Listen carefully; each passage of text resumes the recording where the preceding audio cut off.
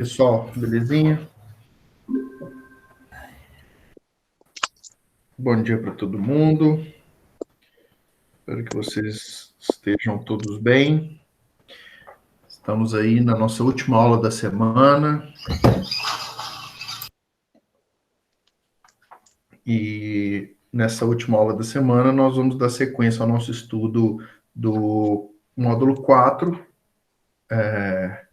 a construção da modernidade. Então nós vamos ver aqui vários tipos de frente, né, de estudos, de abordagens sociológicas que foram trazidos a partir da modernidade, que desembocam, obviamente, no boa parte dos movimentos sociais, nas reivindicações, nas ideias sociológicas, nas reivindicações políticas ligadas a grupos de interesses, né?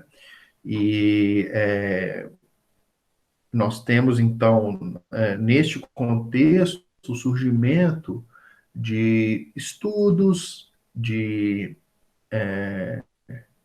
uma efervescência de movimentos sociais, abordando questões relativas às minorias, né? Lembrando que quando a gente trata do termo minoria, nós não estamos falando necessariamente no termo quantitativo. Não quer dizer que a minoria seja uma parcela de menor quantidade de pessoas, mas minoria está ligada ao poder político, o poder de influência, o poder econômico, que compõem essas minorias. Então, o nosso material didático aqui vai trazer alguns tipos de minorias, são as minorias étnicos raciais, né? Nós chegamos a conversar um pouquinho sobre essas questões na aula passada, vimos a questão dos negros, dos índios, dos nordestinos, enquanto pessoas que sofrem um certo tipo de preconceito, ou sofrem problemas advindos da formação histórica mesmo da sociedade brasileira, e como essas minorias, a partir de movimentos sociais, que se desencadeiam, especialmente no século XX, né? Elas ganham mais força, mais possibilidades de reivindicar direitos, de reivindicar igualdade de condições, né? São várias frentes de discussão nesse sentido que estão muito presentes, né? Desde o século XIX, mas especialmente no século XX. Então, nós podemos falar disso desde do campo do Brasil mesmo, até num cenário mais mundial, universal, né? Quando nós falamos de racismo, por exemplo, nós não podemos esquecer todo o turbilhão de manifestações e reivindicações que ocorreram recentemente, né? Lá nos Estados Unidos, em decorrência da morte ou do assassinato que um policial praticou contra um negro, né? Sinalizando ali uma atitude de preconceito. E isso gerou toda aquela série de manifestações nos Estados Unidos, né?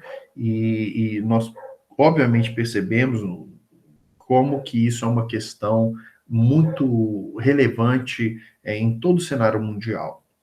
Eu me lembro, não muito tempo atrás, estava uma série de manifestações racistas que aconteciam na Europa, nos jogos de futebol, por exemplo, né? Nós sabemos que há uma exportação muito grande de países africanos, de países da América Latina, de jogadores de futebol para jogar nos grandes clubes da Europa. E eu me lembro, né, que há casos recentes de muita manifestação racista, né, contra esses jogadores de futebol. Eu me lembro não sei se vocês vão se lembrar, num jogo do Barcelona, em que jogaram uma banana, né, Do Daniel Alves? pro Daniel Alves, exatamente. Jogaram uma banana pro Daniel Alves, fazendo a insinuação de que ele seria um macaco, né? Porque ele era de origem latina, né? Ele nem é, da pele negra, né? Ele é mais pardo, mas por ele ter essa origem étnica, ser um latino, ele já sofreu preconceito. E eu lembro que ele foi muito irônico, né? Não sei se vocês lembram, ele pegou a banana e comeu, né? Tipo assim, isso aí para mim não é nada, né? Retrucou o símbolo ali. Eu achei que foi até uma atitude interessante dele de confrontar aquele símbolo ali. Ele pegou aquele símbolo de que seria um preconceito e naturalizou aquilo e acabou sendo um tapa de luva, vamos dizer assim, aquela atitude, né? Tipo isso, né? Valeu aí pela banana, né? Estava com fome mesmo, banana é uma fruta, é um alimento saboroso e ele se recusou a usar aquilo como um símbolo racista, né? Então ficou uma resposta até inusitada ali, isso circulou nas notícias na época e tal, e foi interessante. O Dionísio está falando que isso ocorreu na Itália com o Balotelli, né? O Balotelli, um italiano naturalizado, né? Ele era um africano de nascimento, mas ele se naturalizou italiano, tanto que ele jogou na seleção da Itália, enquanto italiano, mas que sofreu muito preconceito pela cor de sua pele, né? E eu me lembro que ele ficou muito magoado, ficou muito sentido. Eu lembro dessas repercussões todas que tiveram. Então, são várias manifestações. Nos Estados Unidos, toda a história de segregação racial, né, na Europa, na própria América Latina, na questão da escravidão, como que isso ainda, e como que ainda existem pessoas que manifestam esse tipo de comportamento. E aí você legitima, de fato, as atuações desses grupos que valorizam os direitos das minorias. Eu me lembro recentemente também, teve com o goleiro do Grêmio, não, foi o goleiro do Santos. Foi o goleiro do Santos, o Aranha. O Aranha contra o Grêmio, né? Isso. E ali você não tem um indivíduo com uma manifestação racista, mas você tem todo um grupo de pessoas, uma torcida com coros racistas, né? E eu me lembro que foi filmado uma moça, né, chamando, fazendo coro ali, chamando o aranha de macaco. É engraçado chamar o aranha de macaco, mas o pessoal confundiu o reino animal ali. E uma atitude, né, sinalizando um preconceito racial mesmo, né, um preconceito étnico. E eu lembro que foi filmada uma moça, né, não sei se vocês lembram disso, da repercussão que teve essa notícia, e a moça foi detonada depois, né, teve a sua casa pichada, perdeu o seu emprego, tal, teve uma série de contra-respostas contra aquela mulher que acabou sendo um símbolo de algo que era muito maior do que ela, né? Foi uma torcida ali que se expressou com frases racistas, né? Então, isso é um problema histórico muito grande, é isso que o material didático vai trazer para vocês na página 36, grandes personagens que mobilizaram-se em torno desses direitos minoritários, né? A gente pode citar nos Estados Unidos o Martin Luther King, né? O próprio Malcolm X, que morreram, né? Lutando por esse tipo de questão. Nos Estados Unidos é uma questão muito delicada. Tem até um filme, né, Mississippi em Chamas. Se você não viu, vale a pena assistir, que trata um pouco dessas manifestações aí, de todo o cenário, né, de luta pela a igualdade de direitos, né, e essas questões. E na página 37 vai tratar um outro grupo de minorias que nós precisamos de estar atentos também, que é a questão de gênero, né, pessoal? A gente sabe que há muito preconceito por vários tipos de comportamentos minoritários, e dentre eles o comportamento homoafetivo, né? Obviamente há uma diferença entre a o preconceito ligado à étnica, à etnia da pessoa, né, a cor da sua pele, por exemplo, né, a sua origem, de qual país ou qual região ela se originou, para um preconceito de comportamento, que seria, no caso do comportamento e da postura mesmo sexual, da pulsão sexual, que é o caso das discussões de gênero envolvendo, aqui eu falo da homossexualidade, né? E no caso de composição bioquímica mesmo, a questão de gênero ligada à discussão do machismo e do feminismo, e como que o feminismo surge em resposta ao machismo, e às vezes, e muitas vezes acaba cometendo o mesmo erro, só que com o polo inverso, né? O texto aqui vai apresentar para vocês as ondas de feminismo, o que a gente pode entender como feminismo e trazer elementos críticos para este feminismo, que vai desembocar, especialmente na partir da segunda onda, mas na terceira onda isso é muito forte, né, as discussões feministas também abrangendo o campo daquilo que eu havia dito inicialmente, que são as discussões de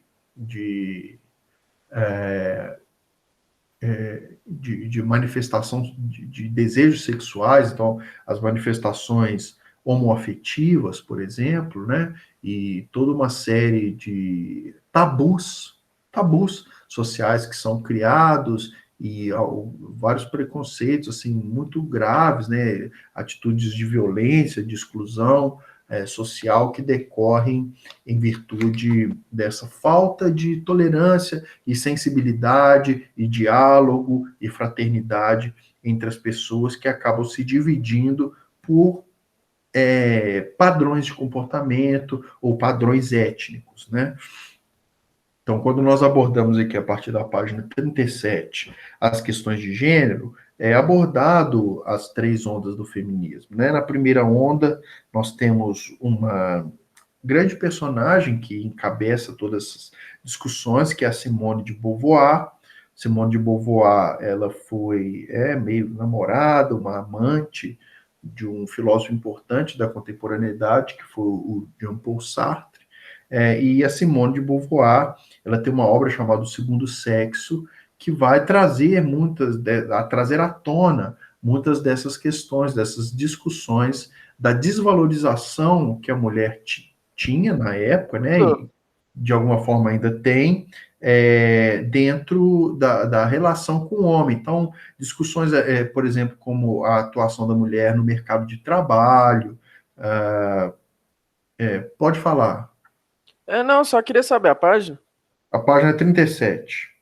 Beleza, obrigado. Tá?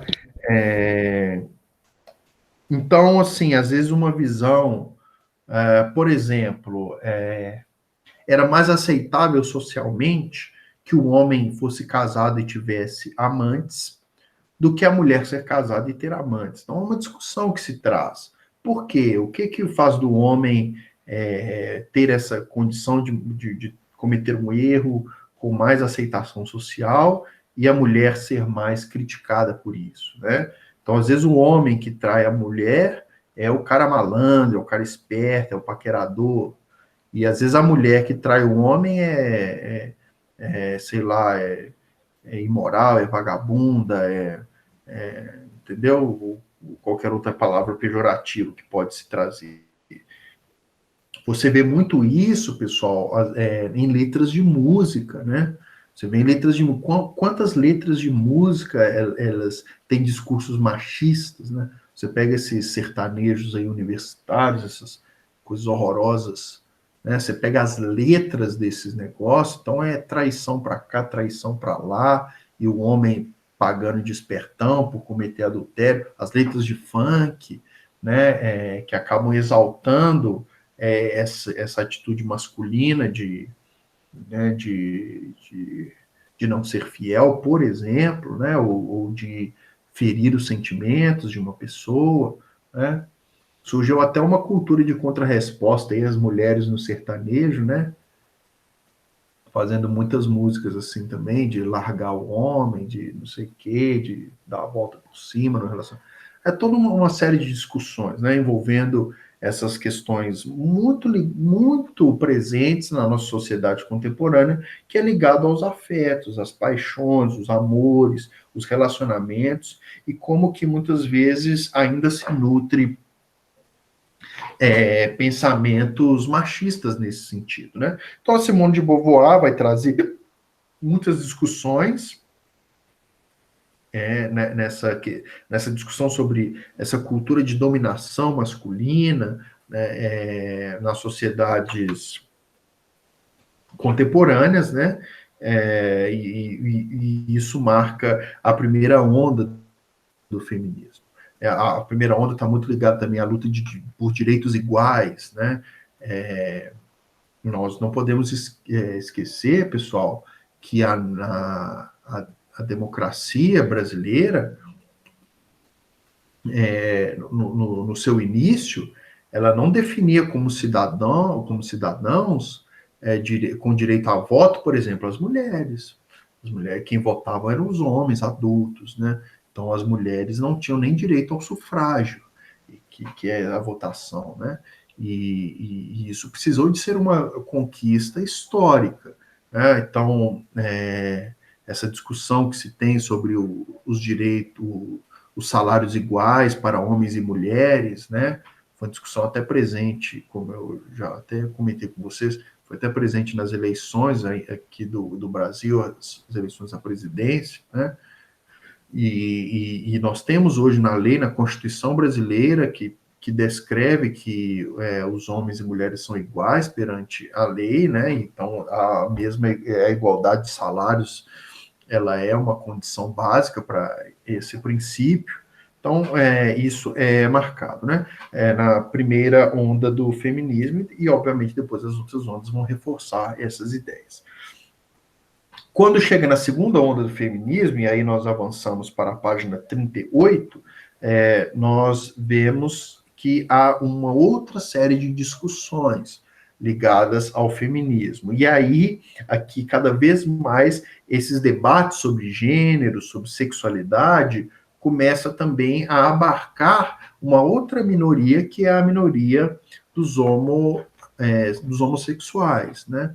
Então, você tem aqui também uma crítica a toda espécie de preconceito contra os grupos homoafetivos, né? Os gays, as lésbicas, os LGBTs e coisas desse tipo, né? E há muita discussão, porque até a década de 70, por exemplo, era definido a homossexualidade como doença, era catalogado nas listas de doenças psíquicas a homossexualidade. Então há toda uma luta para que isso seja revisto, para que isso seja aplicado a um mero juízo, um mero critério de gosto, de preferência sexual, né? E uma forma, então, de acabar com alguns preconceitos, né? Obviamente, a gente não está entrando aqui no elemento se é certo ou se é errado esse tipo de comportamento, nós só estamos dizendo que, apesar do juízo individual de cada um, de que as práticas homoafetivas são certas ou erradas moralmente, nós, no campo da sociologia, devemos trabalhar com o conceito de tolerância social, de aceitação, de fraternidade e repudiar todo tipo de violência que possa ser decorrida de convicções pessoais e de crenças pessoais que manifestem qualquer tipo de intolerância, né? Por último, nós entramos na terceira onda do feminismo, que é uma onda mais contemporânea, né? Aqui na terceira onda nós temos especialmente a Judith Butler como uma grande teórica do movimento de terceira onda do feminismo, que também é desenvolvido pelo que se chama de teoria queer. A teoria queer está ligada ao pós-estruturalismo, que é um modelo de filosofia contemporânea, que define que as escolhas sexuais, elas não têm base químico-biológica. Na verdade, a definição de homem e mulher seriam espécies de construções sociais. E se são construções sociais, elas podem ser desconstruídas ou construídas de outras formas. Então, você tem todo um cenário intelectual ligado ao pós-estruturalismo francês, né, que vai levar a uma nova compreensão dos modelos de sexualidade. Tá bom, pessoal? Então, essas, de uma forma bem resumida, né? Essas são as três ondas do feminismo. Nós falamos também das minorias ligadas aos elementos ético-raciais, e a partir da próxima aula nós vamos abordar, na página 39, o pensamento do Norbert Elias, o seu conceito de teias de interdependência, e depois vamos ver o Bourdieu, vamos ver três grandes sociólogos, né? Como eu disse inicialmente, nós vamos ver um conceito-chave ali do Norbert Elias, depois nós vamos ver dois conceitos-chave do Pierre Bourdieu, e depois nós vamos para o Zygmunt Bauman. São três grandes sociólogos contemporâneos que estão dentro dessas discussões, mas que extrapolam muito isso que a gente falou das questões de minoria, né? Eles vão teorizar outras questões aí que são muito relevantes para a gente poder ter instrumentos de análise, de compreensão das sociedades contemporâneas, tá bom, pessoal? Então, eu vou encerrar a aula de hoje,